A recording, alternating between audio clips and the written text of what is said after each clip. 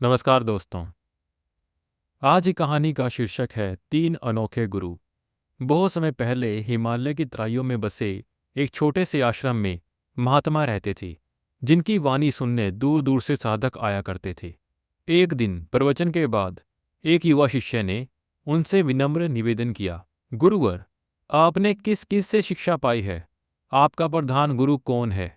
महात्मा मुस्कुराए, जलपात्र से एक घूंट पानी पिया और बोले, पुत्र, मेरे भी अनगिनत गुरु रहे हैं, पर तुम्हें तीन ऐसे गुरु की कथा सुनाता हूं जिन्होंने मेरे जीवन के सबसे बड़े रहस्य समझाए। एक मधुमक्खी, एक कुम्हार और एक पर्वतीय झरना। मधुमक्खी मधुमक्खी ने मुझे सिखाया सार्थक परिश्रम का पाठ। बरसों पहले मैं गर्मी में तपस्या के लिए वन की गुफा में था। वातावरण तृप्त था, मन भी। एक शाम मैंने देखा कि एक मधुमक्खी बार बार दूर के फूलों तक उड़कर जाती, पर हर बार खाली लौट आती।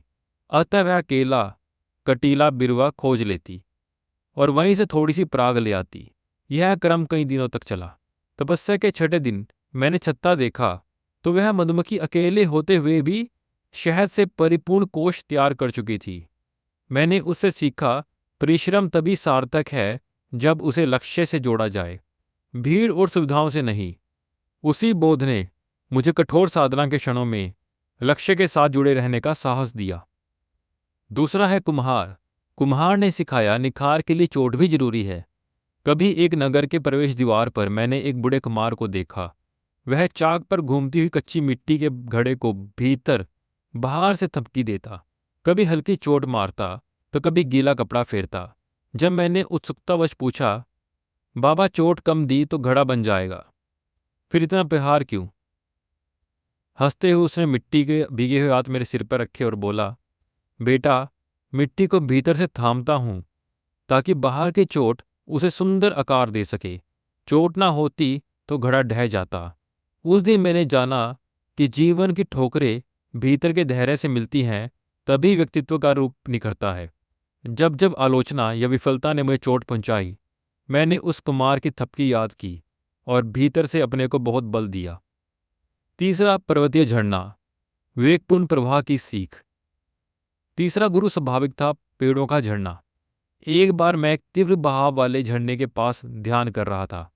वहां चट्टानों का ढेर था, पर जल धैर्य से अपना मार्ग खोजता, कभी रुककर कुंड बनाता और फिर छलांग लाकर आगे बढ़ता। अचानक से ऊपर बड़ा सा पत्थर गिरा। जलधारा बाधित हो गई। कुछ ही क्षणों के बाद मैं देखता हूं, जल ने अपनी दिशा बदल दी और उसने पत्थरों की बगल से एक नाली बना ली और उसी वेग से बहता रहा। मुझे एहसास हुआ कि जीवन में वेग वही है कि स्थिरता और लचीलेपन का संगम। हम बाधा से टकरा कर ठिठक भी सकते हैं और आवश्यक हो तो रास्ता मोड़ भी सकते हैं, पर रुकते नहीं। उस झरने ने मुझे परिवर्तन को सहज अपनाने की कला सिखाई। महात्मा ने शिष्य से कहा, शिष्य होने का अर्थ है आंख कान खुले रखना, क्योंकि अस्तित्व का हर रूप, मधुमक्खी, कुम्हार, झरना, कहीं ना कहीं गुरु बनकर खड़ा है। बस सीखने की ललक होनी चाहिए। अगर तुम भी सच्चे शिष्य हो तो जीवन का हर अनुभव, हर प्राणी और हर चुनौती तुम्हें आलोकित कर देगी। धन्यवाद दोस्तों।